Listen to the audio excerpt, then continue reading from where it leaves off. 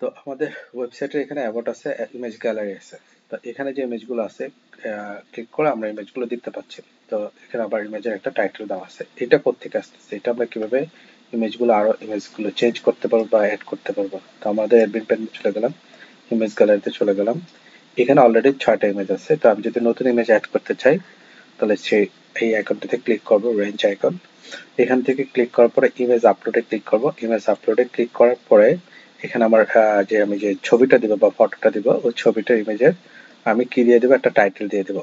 আর হচ্ছে short, short মানে হচ্ছে এই ইমেজটা কত নাম্বার সিরিয়ালে থাকবে। ফর এক্সাম্পল আমি যদি কোনো ছবিকে 1 দেই তাহলে ওই ইমেজটা 1-এ দেখাবে, কোনো ছবিকে যদি 10 দেই তাহলে ইমেজটা 10 পজিশনে দেখাবে আর কি। শর্টিং হচ্ছে এটা।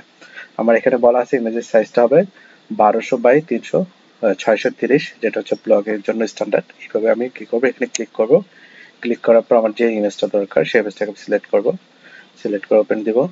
তো এখানে দেখা যাচ্ছে যখনই দেখা যাবে যে আপলোডেড হয়ে গেছে তখন আমি এটা কনফার্ম করে দিলে আমি যখন এখানে চলে আসবো তখন আমার এখানে ইমেজটা অ্যাড হয়ে যাবে। ফর এক্সাম্পল আমি এটা দিচ্ছিল গা ব্রাউজ, শর্ট নাম্বার দিলাম 2, আমি এটা কনফার্ম করলাম। কনফার্ম করার পর আমি যদি এখানে রিফ্রেশ করি তাহলে আমার এই ছবিটা এইভাবে চলে আসলো, অ্যাড হয়ে গেল।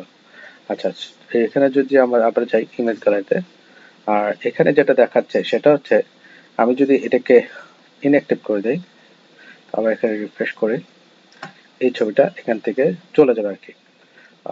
যাই হোক, আর যদি আমার ইমেজটাকে চেঞ্জ করতে হয় তাহলে আমি এডিট বাটন ক্লিক করবো। এডিট বাটন ক্লিক করে আমি এখানে আরেকটা নতুন ছবি বা নতুন লেখা যেটাই দরকার পড়ে আমি সেই জিনিসটাকে আমি ইয়ে করতে পারবো, অ্যাড করতে পারবো। তো কনফার্ম করে দিই,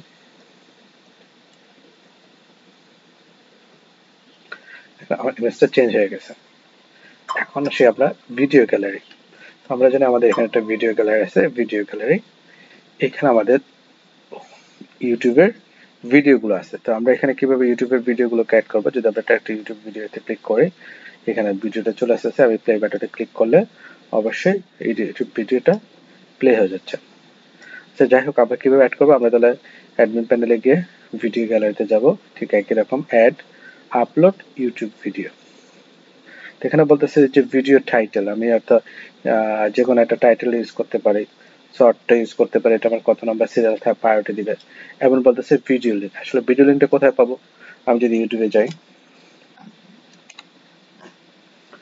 ইউটিউবে গেলাম, আমি যদি আমার যে ইউটিউবের ভিডিওটা আছে, যেমন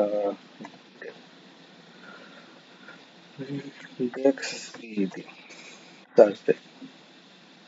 আচ্ছা, এখানে আমার ওইটা পিকচার চলে আসলো, আমি চ্যানেলে যাই, চ্যানেলে গিয়ে সাপোজ আমি চাচ্ছি এই ভিডিওটাকে অ্যাড করার জন্য।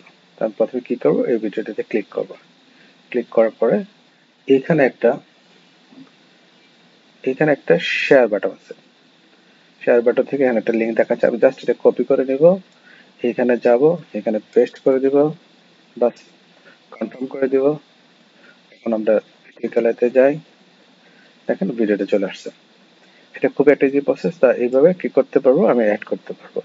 আবার যদি আমরা ভিডিও গ্যালারিতে চাই, ভিডিও গ্যালারিতে গিয়ে একই রকম ভাবে যদি আমি কোনো ভিডিওটাকে চেঞ্জ করতে চাই তাহলে আমি এখান থেকে ক্লিক করে এডিটের মাধ্যমে, যে এখান থেকে আমি ভিডিও লিঙ্কটা যদি চেঞ্জ করে দেই বা আমি টাইটেলটাকে চেঞ্জ করে দেই তাহলে অটোমেটিকলি আপডেট হয়ে যাবে। আমি একটু ব্যাকে যাই, আর আমি যদি দেখতে চাই যে চোখের যে আইকনটা আছে, আই আইকনটাকে ক্লিক করলে আসলে এটা ওয়েবসাইটে দেখতে কিরকম আসবে সেই জিনিসটা সরাসরি আমার পেজে নিয়ে আসবে। এই হচ্ছে ব্যাপার আর কি।